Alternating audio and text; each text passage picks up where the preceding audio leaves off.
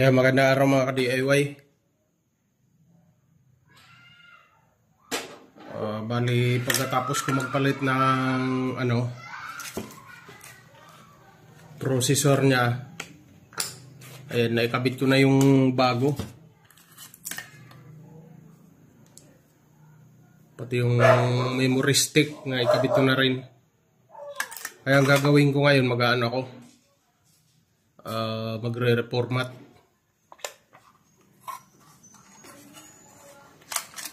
Gamit itong bootable. Ano lang pala to, bigay lang din to sa akin mga ka-DIY.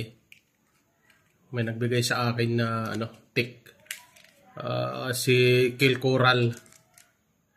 Yan, sa kanya galing to. Itong gagamitin kong bootable. Ayan, mayroon ng SSD. Ayan. Tapos bago natin i-power on yung unit, ilagay muna natin yung Jet Plus.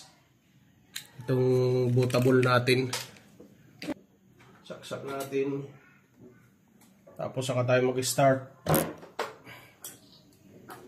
Nang pag-start, pindutin natin yung delete para mapunta tayo sa BIOS.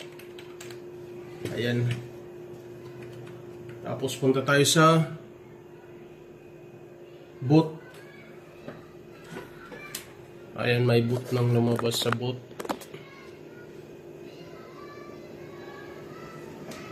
Pipili tayo sa option 1, yung ilalagay natin itong Jet Plus.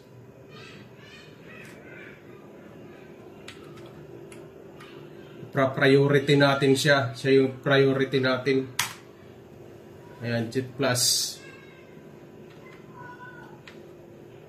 Para pag mag-start yung unit natin, siya yung unang babasahin. Enter, tapos F4 tayo. F4 save. Mga ka-DIY.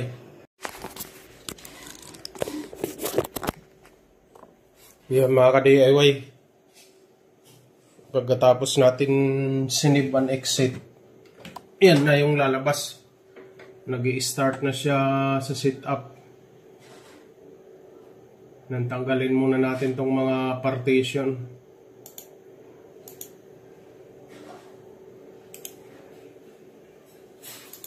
Delete.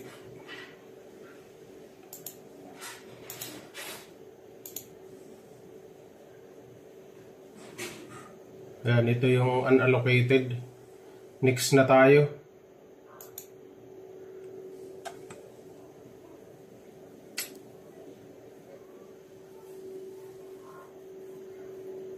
Ayan.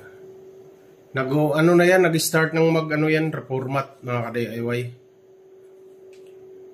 Ay, hindi wala mag-reformat, maglagay ng OS kasi walang laman tong Tama ba? Wala naman palang laman to, bago kasi tong SSD. Bali nilalagyan ko lang ng operating system. Yan, antayin lang natin mga ka-DIY. Fast forward ko na lang yan. Balikan ko pag natapos na.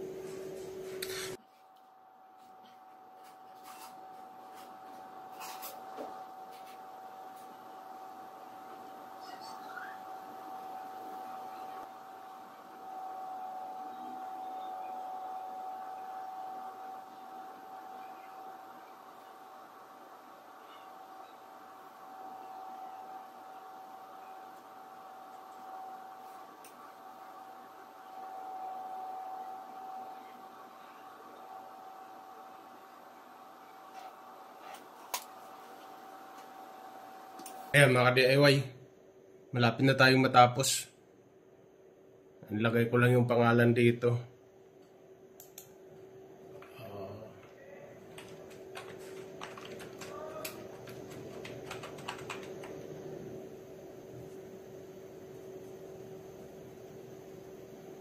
Next. Password. Yan. Di ko nalalagyan password yan. Next na lang uli. Yan, preparing na. Malapit na mga ka-DIY.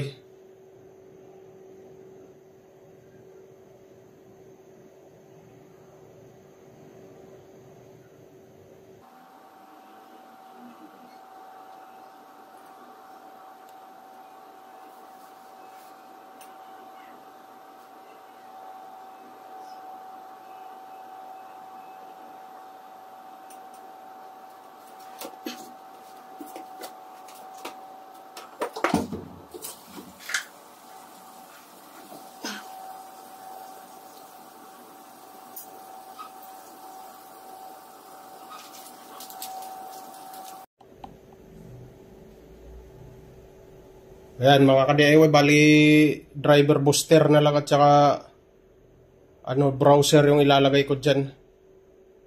Ayan.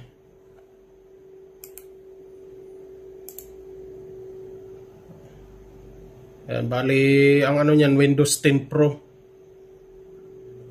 Ayan, 22H2. Version 22H2. Ayun yun lang mga ka-DIY.